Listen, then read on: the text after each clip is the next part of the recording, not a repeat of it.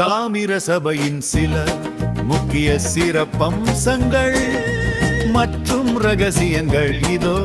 மினராஜரின் நடனம் சந்தன சபாபதி சிவபெருமானாடிய 5 சபைகளில் இது.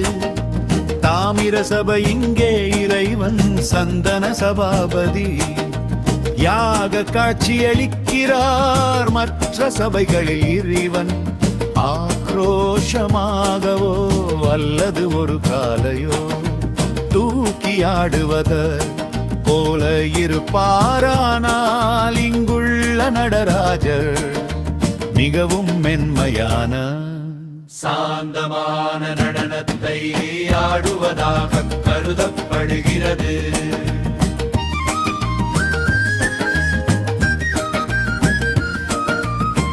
கட்டிடக்கலை ரகசியம் இந்த சபை முழுவதும் தாமிர தகடுகளால் வேயப்பட்டது.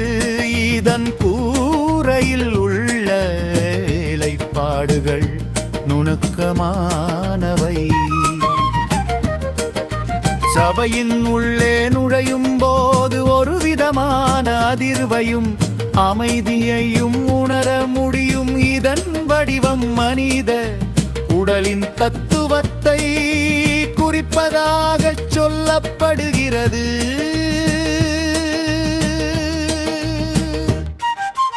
இரண்டமும் பிண்டமும் அண்டத்தில் உள்ளதுதான் பிண்டத்திலும் உள்ளது என்ற தத்துவத்தின்படி இந்த பார்க்கப்படுகிறது ஒரு நடனம்தான் என்பதை விளக்கும் இடமாக இது பார்க்கப்படுகிறது. தாமிர சபை என்பது மனிதனின் இதய பகுதியை குறிப்பதாக ஆன்மீக பெரியோர்கள் கூறுவர். தாமிர சபையில் பின்னால் ஒரு ரகசிய அரகை போல மரகத நடராஜர் சிலை உள்ளது. இது மிகவும் அரிதானது. மார்கழி திருவாதிரை நாளில் மட்டுமே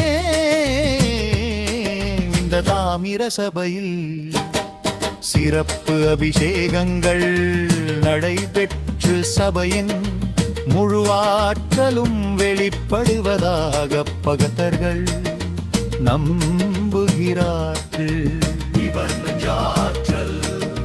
தாமிரம் ஒரு சிறந்த மின்கடத்தி பிரபஞ்சத்தில் உள்ளாற்றலை ஈர்த்து அந்த இடத்திற்கு வருபவர்களுக்கு நேர்மறை ஆற்றலை வழங்கவே இந்த சபை தாமிரத்தால் உருவாக்கப்பட்டது என்று ஒரு அறிவியல் ரீதியான காரணமும் சொல்லப்படுவதுண்டு.